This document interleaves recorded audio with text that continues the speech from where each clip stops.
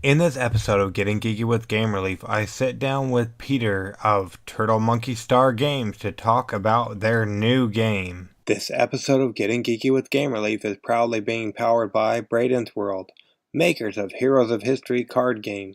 Sam, the game's creator, was on with us a few episodes back, episode 235, Wishlist Wednesday on Saturday, Heroes of History Take 2 to be exact, to talk about this game, and after we got our copy, we are really excited to get started.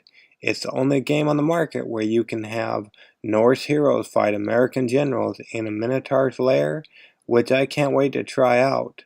The new set of Glorious Greeks and Vicious Vikings is out now.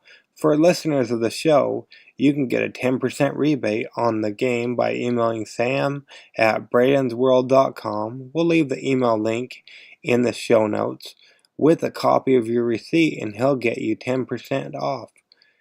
And for the first 10 listeners to leave an Amazon or eBay review, he'll also send you an extra 5% rebate.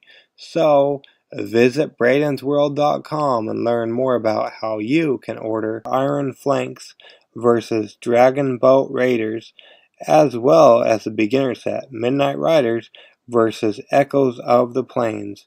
Heroes of History. Do you have what it takes to be a hero? This episode is also proudly being powered by 9 Lives, a card game about cats. It's a card game for cat lovers, cat haters, and cat neutral people. Even dog people will love it. They reach their funding goal and will be on Kickstarter through Sunday, the 3rd of March. More to come during Kickstarter Corner, so wait for that too. This episode is powered by Heroes and Treasure, Darkness and Light campaign. The popular Heroes and Treasure family RPG expands with new maps, enemies, and treasures. Play with kids 4 years old and up, even teens. It's a game we'd like to bring to the table when we bring back Rolling with the Leafs. It'll be on Kickstarter through Tuesday, the 12th of March. So if you want to bring your kids your love of RPGs, definitely check out Heroes and Treasure, Darkness and Light campaign. This episode is powered by 60 Second Chef, a new game that's on Kickstarter currently. I can't do it the justice that the designer would, so hang on until after Kickstarter Corner when I sit down with Peter to talk all about it.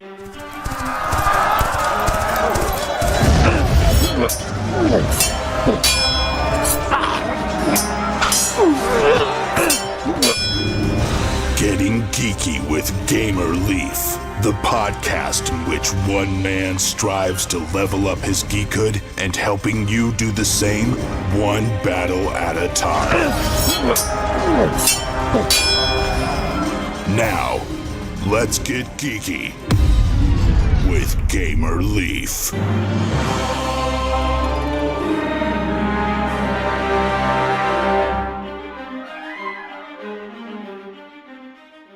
Welcome to Getting Geeky with Game Relief. I'm so glad you made it. I'm excited to sit down with Peter today to find out how I might be able to get vegetables in front of my kids on the table.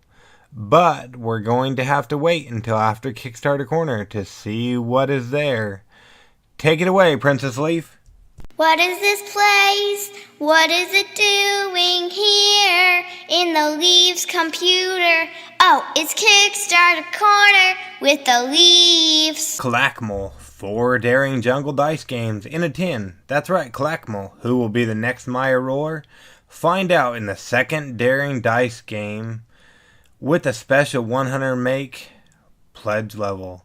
It includes solo play. They recently crossed the $1,000 mark. Let's see if we can get them to 100 backers. So check out Calakmul, 4 daring jungle dice games in a tin before Thursday the 28th of February. I'm really excited to play In the Hall of the Mountain King.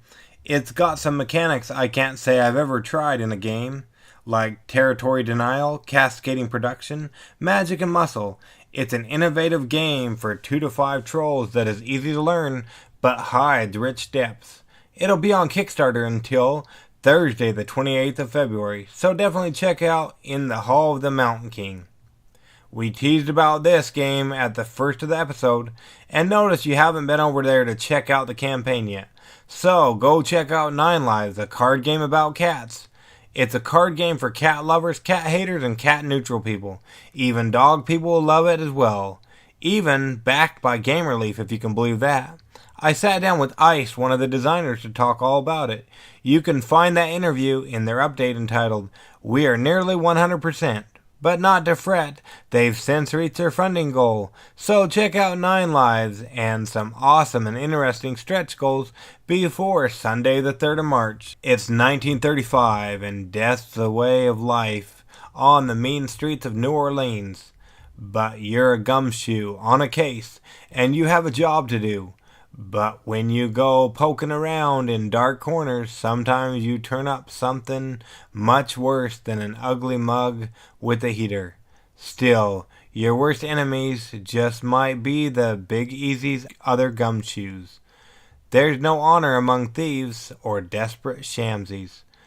Does any of that sound familiar to you? It didn't to me neither. But that be the story of The Big Easy, a standalone card game for 2 to 4 players set on the mean streets of Deadlands, Noir's New Orleans. Players take on the role of grizzled private detectives seeking a solution to a brutal crime. Deadlands Noir is an Emmy award-winning role-playing game from Pinnacle Entertainment Group. It launched earlier this week, I believe, if not last, and totally knocked the socks off of its funding goal.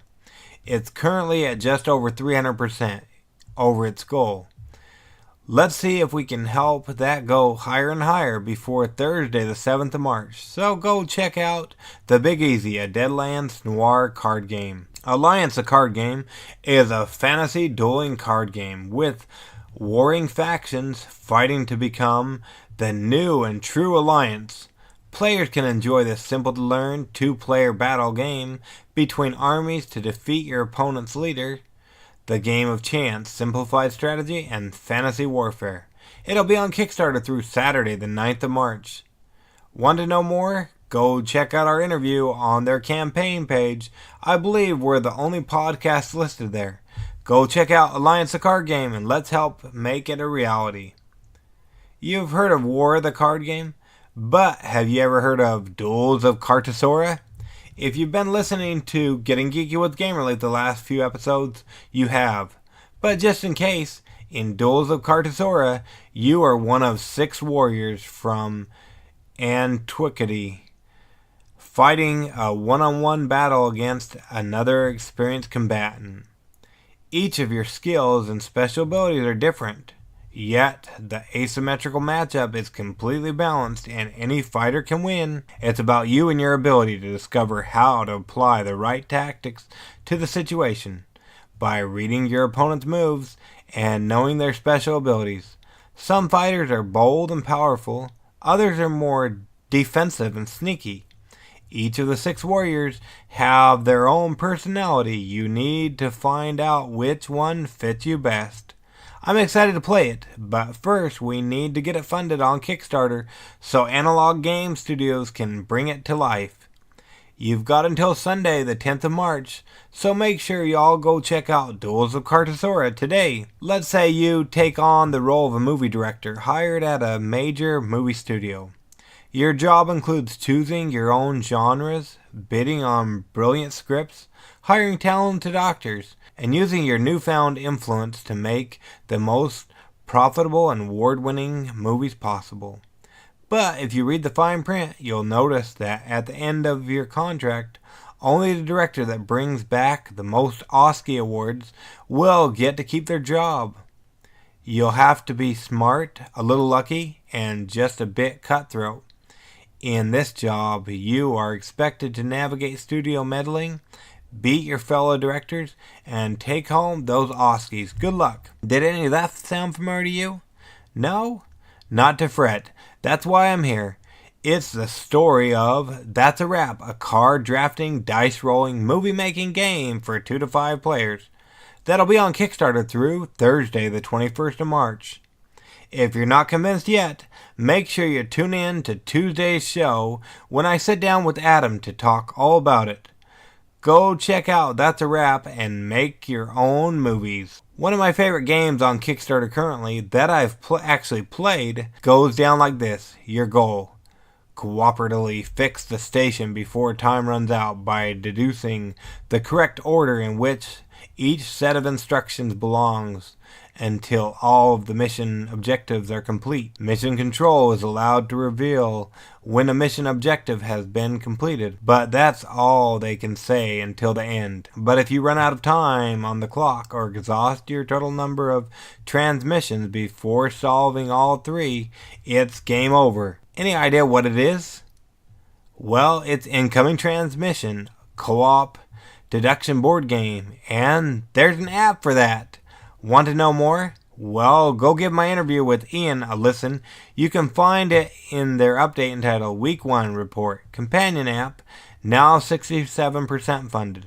But not to worry, they finally reached their funding goal, and you've still got a couple days, as it'll be on Kickstarter through this upcoming Tuesday, the 26th of February. So go check out Incoming Transmission Co-op Deduction Board Game plus app today. Hang on until after this interview to find out how you can help me out with a new project I'm working on and possibly win yourself a Miniature Market gift card, as well about an important update on our Kickstarter.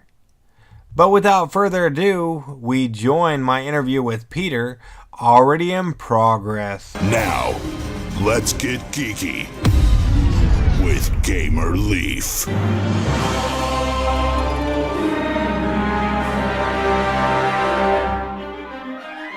60-Second Chef is a fast-paced card game for foodies, chefs, aspiring chefs, people who love to cook, and people who love to eat. Cut! 60-Second Chef is a fast-paced card game for everyone. What's inside? The game consists of 104 ingredient cards, timer, and menu forms. You can play solo or with up to 4 players. You can learn to play 60-Second Chef in less than 5 minutes. And each hand offers a totally unique combination of ingredients, providing endless replayability. Gameplay. Each player has 10 ingredients and 60 seconds to complete 3 masterful dishes, an appetizer, dinner, and a dessert. Once time is up, you will name each dish, and everyone will take turns presenting their dishes to the table. Scores will be tallied, and you're off to the next round. A complete game consists of 4 rounds, and whoever has the highest total score is deemed the winner. Quick to learn, quick to play, super fun. Thank you for watching. We look forward to entertaining you with awesome games for years to come. Thank you, Food TV, for inspiring a kick butt game. And last, but certainly not least, thank you, Kickstarter, for this amazing online platform. Turtle Monkey Star out! Did that sound familiar to you guys? It didn't to me neither, but this is a story of 60-Second Chef, a new game that's currently on Kickstarter. And today we're lucky enough to be joined by one of the co-creators of this game. Is that right, Peter? Is that how you fall in line with 60-Second Chef? Yep, absolutely. My wife and I been working on this game for about 3 years now, and it was her brainchild, but we've worked on developing it and are very excited to have finally launched it on Kickstarter. Awesome. Now, before we get into everything that's great about the game, let's rewind a little bit if we could. How did you get into playing tabletop board game? Yeah, it goes all the way back to probably when I was about 10 or 11. Well, actually, my parents and I, growing up, played board games. Really, my gaming with friends and stuff like that started through, Dungeons and Dragons, which my friends and I discovered it probably around the age 10, 11, and really got into it around 12. And then, things got, you grow up, you have your career, I was lucky enough to meet my wife about 10 years ago, and we realized that we both enjoyed playing games growing up and really fell back in love with playing games and have friends that play games and do game nights and things like that. And it's been really a passion for the both of us. And we also are business owners and decided to tried our hand at developing our own games, and that started about 5 years ago. And we've got 2 games that are fully developed, this being the first one, and we're think this is the best fit in terms of learning about crowdfunding and kickstarting and all that good stuff. So it's been a journey with a long pause during the my 20s and 30s, but something that my wife and I are very passionate about, and play games and have quite a large library, and love backing games on Kickstarter, and playing as many games as we can get our hands on. Well, that's good to hear. Now, was there a certain game that kind of got you back together into playing games when you and your wife met up? Yeah, it was actually Talisman. Was it? I'm a big fan of adventure board games. That's what there was a game that I really loved growing up called Dark Tower, and there were other board games that my parents and I played, and Monopoly and all the staples and things like that. But when coming into it after so many years away from games, and being an adult and stuff like that, in terms of being able to go out there and see different things, Talisman was the first one we picked up, and we played that a zillion times over the years. And through then, from there, we bought a lot of other games, but I would say that was the one that really got us excited again. Well, that's cool. That's one that is sitting on our shelf for a zillion years or whatnot. Well, not necessarily that long, but it's one that's added to our collection. Haven't been able to get it to the table yet. So you said you've added to your collection and back games on Kickstarter and whatnot. What would you say your collection's at, if you don't mind my asking? Oh, well, I haven't counted. I would say well over 100. Probably between 100 and 150 games. Okay, and I imagine you have played them all? Yeah, it's kind of funny. When we got into developing games, we kind of got so wrapped up in that when we bought new games, it was really kind of, deconstructing them, looking at them, taking, just seeing what worked for us. Because out of that collection of games we had, there's the thing that always bugged us were the games that didn't have much replayability. That we played a few times, and then it just became a matter of your dice rolls or things like that, but the outcome or the excitement of the game kind of went away. So we bought a lot of games since, and we go right into deconstructing it, looking at it, seeing things that we like about it. We played a few times, and then a lot of times we go back to playing the games we're developing. So it's kind of been an interesting process that our focus now is more about our own games and refining them and playing with new people than it is about the experience of cracking open new games, which we do enjoy, but it just is kind of a little bit of a different light now that we're trying to develop our own. Well, I guess that's an answer to my question. Now I know how I can get all of these bunch of games that we have just sitting on our shelf to the table. I need to create my own game so I can deconstruct them like you guys did. Right. Yeah, it worked out, really well. And there's a lot of great games coming out. I mean, it's just amazing the amount of quality games that are out there. And it's been a fun process. Okay, so you've backed some Kickstarters and whatnot on your actual profile that you have there when you created 60-Second Chef. What are you most excited about that maybe you're waiting on, or do you have all your Kickstarter games currently? I don't, and I actually had a previous account prior to creating TMS and in hindsight, I should have probably just kept the same one and renamed it. Overall, the Kickstarter games that I've backed, I've had a lot of fun with. There are a few that I'm looking forward to, some different style games. One that Atlantis is one that we backed that I don't know the full name of the game, but is one that I'm looking for. And the Zoography game is another one that we're pretty excited about. So, it's kind of a thing where, with Kickstarter, you kind of have to learn to, back something and then wait, 3 to 6 months before you get it in your hands. So it kind of, I honestly kind of forget about it a little bit, but then once you get it, and you finally get the notification that they're ready to send it out, it sparks that excitement again, and we look forward to getting them. Awesome. Yeah, I totally hear you on that. It wouldn't be Atlantis Rising, would it, that funded in November? Yes, yeah. Okay, awesome. So that's cool. Yeah, so I don't know. I'd have to think. There's a whole bunch of them, especially as of late. There's a bunch of Kickstarters on there. And like I said, we have a hard time getting the games that we currently have to the table. So I don't even know what I'm most excited for. Probably Overbattle, that's coming to Kickstarter come the 19th of March. I just got done with an interview with that one, and it sounds pretty fun. Even though I've never done any wargaming, it sounds like a pretty fun game. Yeah, the wargaming, genre is interesting to me, and we've got a few of them, but really we enjoy games that are more on the creative, fun, cooperative, non-combative games. A lot of times, works well for my wife and I. Awesome. Yeah. So word on the street is you guys, like you said, have actually created a game. What can you tell us about 60 Second Chef that's currently on Kickstarter? Yeah, it's a different animal, and my wife and I went back and forth. I'll quickly say that our other game, Gem Hunt, which is an adventure board game, really falls in the classic line of tabletop gaming.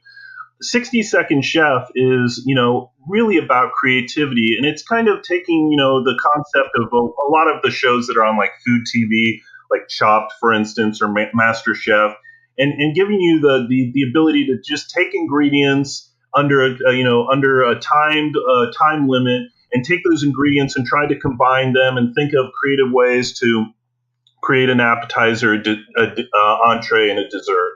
And it's all about expanding people's horizons in terms of food. With this particular game is mostly plant-based food, so things that I wouldn't have touched a Brussels sprout or beet 10 years ago. But I've learned a lot about diet and nutrition over the years, and see the value of that, and definitely want to share that with other people, that you can eat healthy and have fun doing it. So it's I wouldn't call it a learning tool, but it's just a way to bring ideas to folks who are looking to explore healthy options within their life. So it can just be a fun game where you come up with crazy, wacky dishes, and as long as the other person playing with you doesn't object to that combination, you can take the score of those particular dishes. So it's really kind of open to interpretation. It's not very strict, and it's really about getting people's imagination in regards to healthy foods. And it sounds like it might be able to help me get some vegetables on the table in front of my kids as well. Yeah, that's a great point. I think today, there's just so much, and I'm not getting preachy on this. I'm all about gaming and games and fun.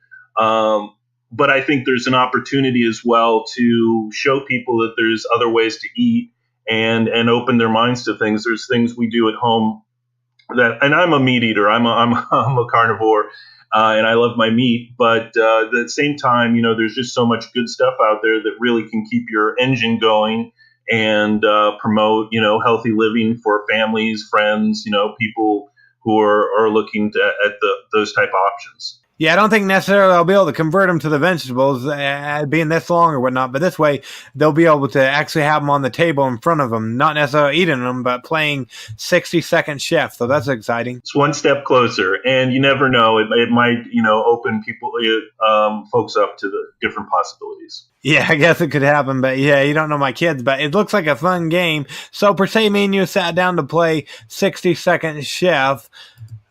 Peter, what's my turn going to look like? Everything's based on rounds, and a typical game is 4 rounds. So at the start, you get dealt 10 cards face down. Timer's turn. You have 60 seconds to, take those cards. At that point, you can lay them out in front of the, other players. It doesn't matter because everybody's worried about their own particular hand.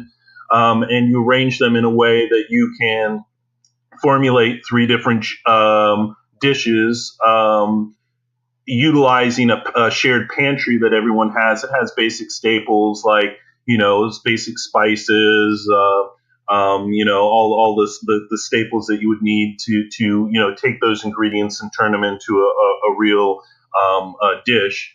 After the 60 seconds are up, you have an option to then take whatever cards that don't seem to fit in those particular dishes or what you're going for, turn them back into the dealer, get those many, like poker, right? You get those many cards face down, the timer's turned again. You can take those additional or those replaced ingredients, try to fit them in. If something doesn't fit or doesn't work, you don't have to use the ingredients. And then you write down the names of your dishes on a score pad. And then once that timer's up, every player takes turns presenting their dishes. And if the other players agree that that sounds valid or edible, or then you're able to take those particular ingredients. Each one has a score associated with the type of dish it's in, whether it's used in the appetizer, entree, or dessert, and add that towards your total for that round. And then after 4 rounds, the person with the highest score is the winner. Okay, so it's not necessarily one person being the judge, but everybody else that I'm playing against, it sounds like? Yeah, everybody gets to have a say on whether they believe that's a valid dish or not.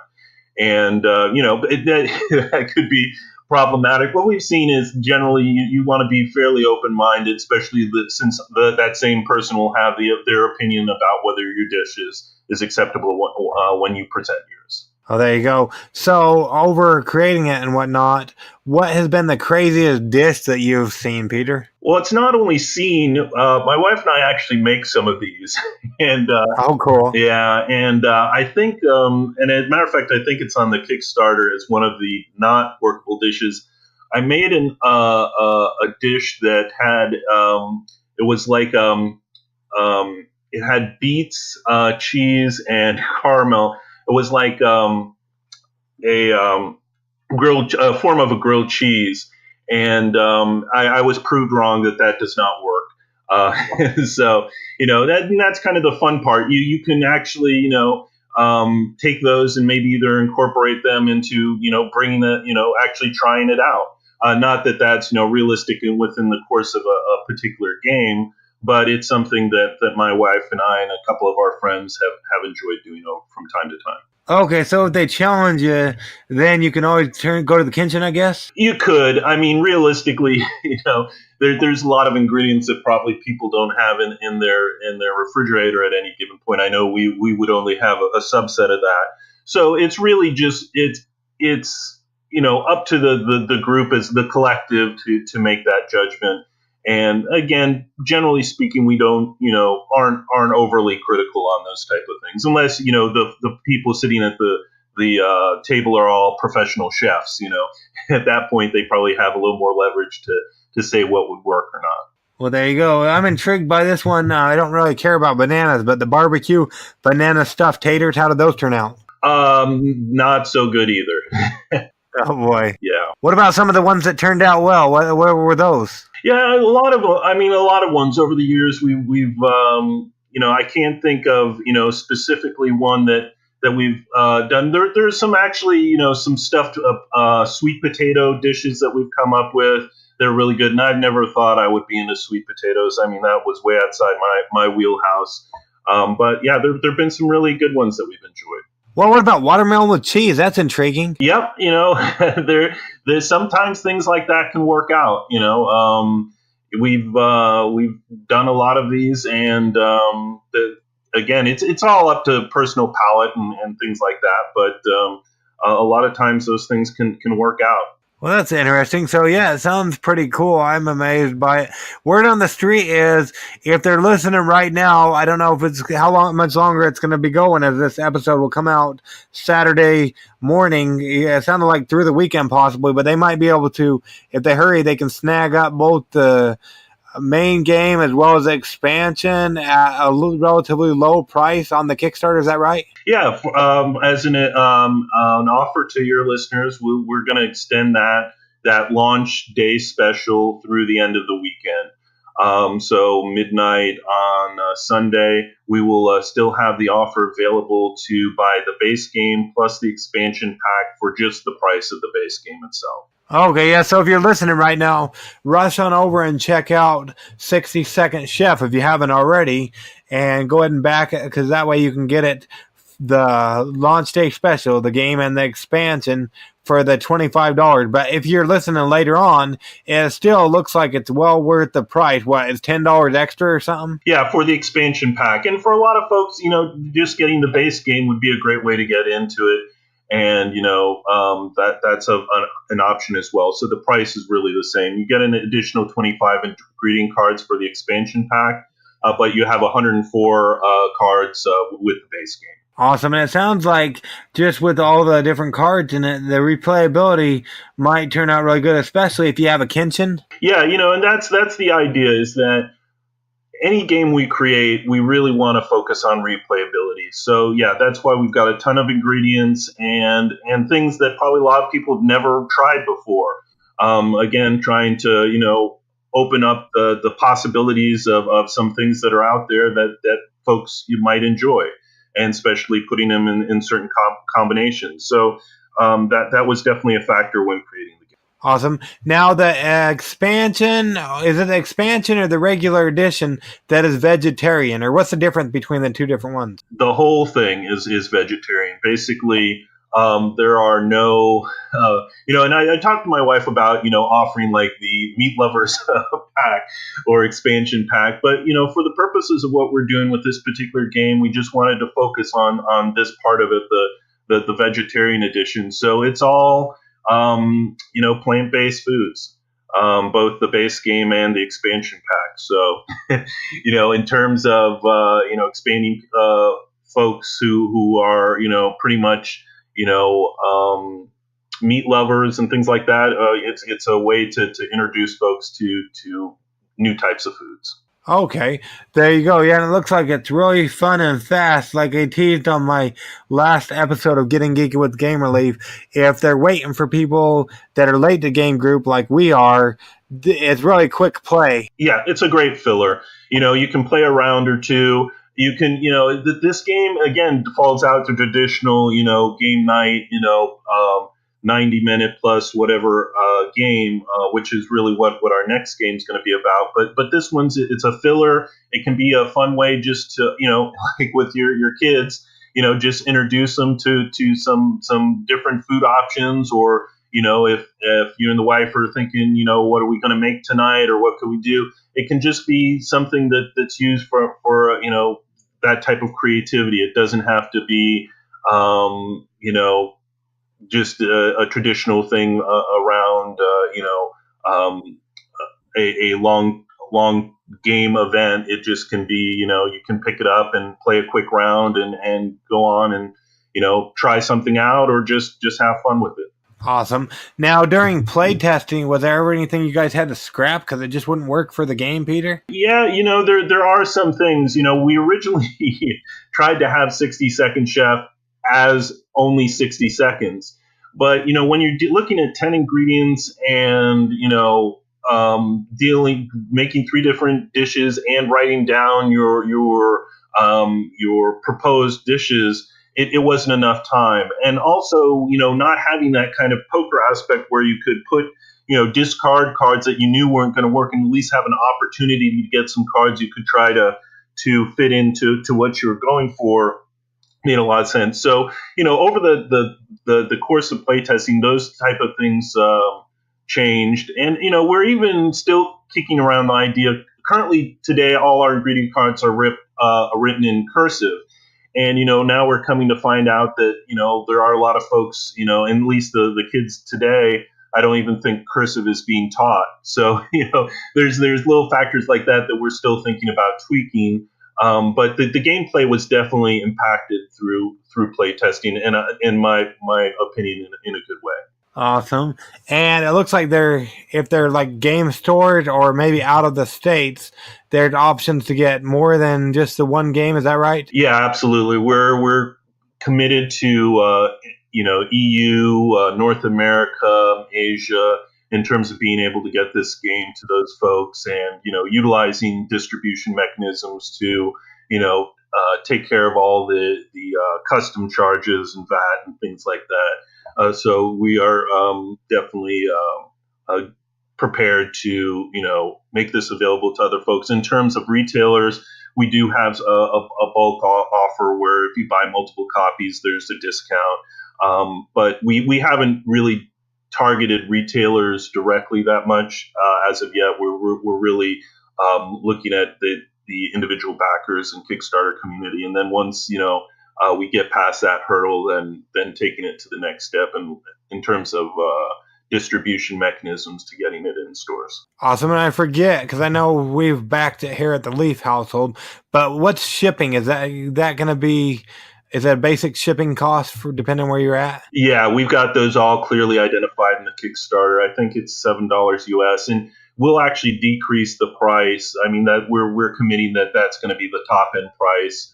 And then we have listed the other regional areas for shipping. But we're, as we get discounted pricing, we will pass that on to our customers, our backers. Okay, yeah, so that's awesome. And let's see here. Okay, yeah, so that's awesome. And is that charged when they go through checkout the Kickstarter, or will that come later on? The shipping charges. That will be charged in addition. Yeah, well, sorry, I mean, will they get a pledge manager and it's charged then, or will be charged at the Kickstarter? The pledge manager will handle that. Okay, awesome. But like you said, they're easily put there on the Kickstarter page so people can check that out. So you don't overpromise and underdeliver. Somebody goes ahead and they back 60-second chef. When would they anticipate being able to become that chef? September. And, at this point, we've got everything ready to go. There's not much in the way of development at this point. So we are... we're dealing with Ad Magic as our printer, and we've already got all the lead time squared away. So we were actually thinking we can get it in before September, but that we just put that as a worst case. And it definitely, in terms of our overseas shipping, things like customs and potential things that might add a little bit of lead time. But we feel very comfortable we'll get that in well before that time frame. Okay, well, that's good. Now, there is an option for them to back on the expansion pack. Does that mean they can play just the expansion pack, or does it need the base game? So the base, the way we've offered that, and maybe it wasn't totally clear, the base game is required. If someone wanted to buy the 4 copies or the multiple copies and then buy additional copies of the expansion, that's what that was intended for. But yeah, the expansion pack by itself is not a playable version. Okay, so let's just clear that up for them. So that's good. So that's awesome. Now, when it comes to 60-second chef, what makes your game pop as one my audience should go check out and then back if they like what they see, Peter? It's all about creativity. In terms of this game is open form to allow folks to, basically be in that type of position of, a cook on a show like Chopped or Master Chef or people who like to cook or challenge themselves in terms of taking food ingredients and making them into dishes. So I think the thing that's the differentiator in what we're doing is it's basically only limited by your imagination. And a way to introduce yourself or friends to different types of foods that you might not have been into before or considered, and maybe provide a healthier path for eating down the road, in terms of decisions you make in terms of how you eat. So I mean, first and foremost, I think it really comes down to having a game where it's all about creativity, and naming the dishes is a big part of the fun. There's so many, culinary styles out there that are, so making your own, a flambe or different types of dishes, you can go as far as your creativity will take you. Well, I'm intrigued, and even before we talked, just looking over the Kickstarter page, that's when we ended up backing it. So I'm excited to be able to play 60-second chef. So if anybody's listening, make sure you go ahead and click on over on that link that's in our show notes so you can check it out. Now, Minus coming there to your hometown to stalk you. How would people go about keeping up with you and what you have going on with 60-second chef, as well as other things you might have coming in the future, Peter? Yeah, well, I should mention this. The game, the company that we are, that my wife and I created is Turtle Monkey Star Games. And you can go to turtlemonkeystar.com, which today redirects you to 60secondchefgame.com, which is the the game we're launching now. But we're on Shopify. That's our main landing page. So that's really where to go. Also, if you look at Turtle Monkey Star under Facebook, we have a Facebook page as well. So those are probably the two easiest ways to get a hold of us or see what we're up to. Speaking of Turtle Monkey Star, how did you come up with that game company or that name of the company? Right. Yeah, it's my wife and I just thought of 3 words we like saying. I think I'm probably the turtle, she's the monkey, and we like stars and astrology and stuff like that. So I think it wasn't really any super deep meaning. It was something we just had fun with coming up with the idea for the name of, and I figured if Amazon can do that or whatever other companies, the name isn't as important as long as it's something you believe in and you can have fun with. Well, there you go. Awesome. So if you get me those links, I'll make sure I include everything in the show notes. Now, speaking of things you might have in your back pocket, I know right now we're focused on getting 60-Second Chef funded on Kickstarter and delivered and all that fun stuff. But is there anything you might be able to share with us of upcoming stuff you might be working on? Yeah, Gem Hunt, which is really a big board adventure board game that we've been working on. This is really, the crown jewel of what we've been focused on and developing over these past several years. And the idea there is, it's a game with the boards, like 30 by 20. And you basically, start off in Gem Town. You're a gem hunter. You go out, you're mining for gems. You bring them back. You form them into, you get them cut to faceted gems, and you put them in quest cards, which require different types of gems. And then out on the board, you have to go to particular areas to get certain types of gems. And there's a mechanic to the game where we utilize what's called fate cards. So depending on the hex or the location you are on the board, you have to draw a fate card, which really adds a lot of substance to the game in terms of events, whether it's a weather event or villagers or natives out in the jungle. There's deserts, mountains, and different types of terrain that offer a lot of replayability, tons of cards and different things that can happen and options and ways to play the game. That we're really, really excited about. Okay, yeah, so that's intriguing as well. But like I said before, mainly right now we're focused on getting 60-Second Chef to you guys' table so you can become a faster chef than your neighbor or your friends or your family. Yeah, absolutely. And honestly, it's a learning experience for us on Kickstarter. We're new to this platform. I'm learning a lot. And very excited to get this game funded and getting it out there and putting us into a position to be well versed in what we need to do for our next project. Yeah, for sure, most definitely. Now, having already launched and stuff and being a couple days into it, what would you say you've learned the most thus far in the whole process, in case somebody out there hasn't? They're thinking they have a game or they have a game idea and they want to bring it to Kickstarter. What would be your number one top piece of advice for them, Peter? My number one advice would be that, engaging the folks, it's all about, or the beginning part of it is getting your mailing list together and a group of folks that you can count on to get you out of the gates fast.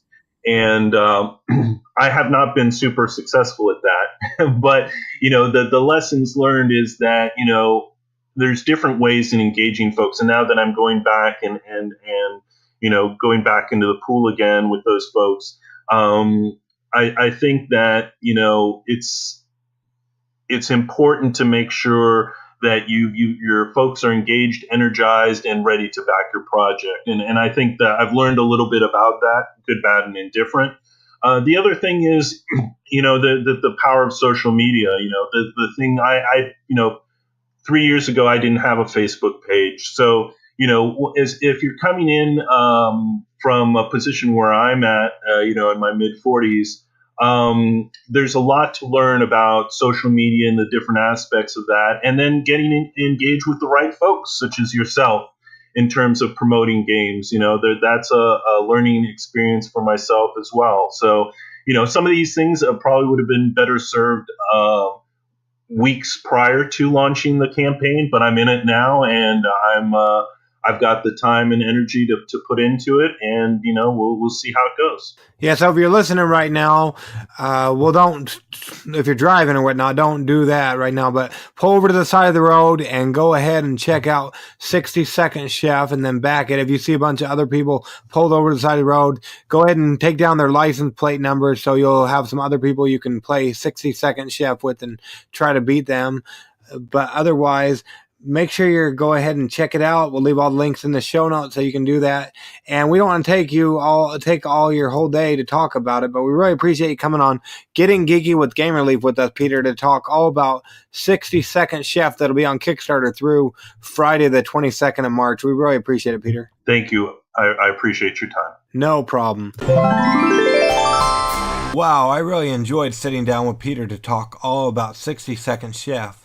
If you did too, I hope you'll click that back button on their Kickstarter page so we can make this game a success. You want more Getting Geeky with Game Relief but without using your ears? Well, we're currently working on a magazine all about, you guessed it, tabletop gaming. You can help us make it even better and a reality by filling out a simple survey. Accessible via my website, gamerleafgo.com, under surveys. You could win one of 4 Miniature Market gift cards.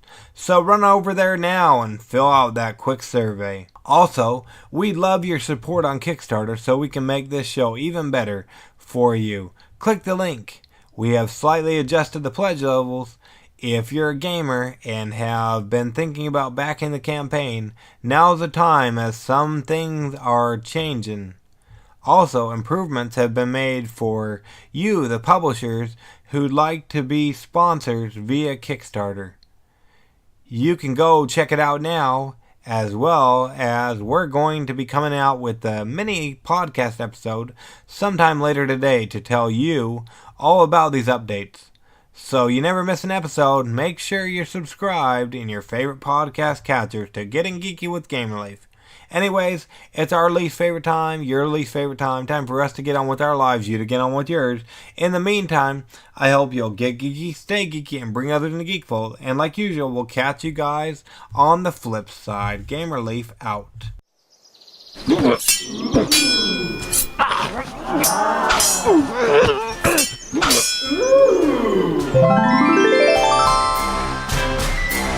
Gamer Leaf levels up. Tune in next week to see if Gamer Leaf's luck holds up.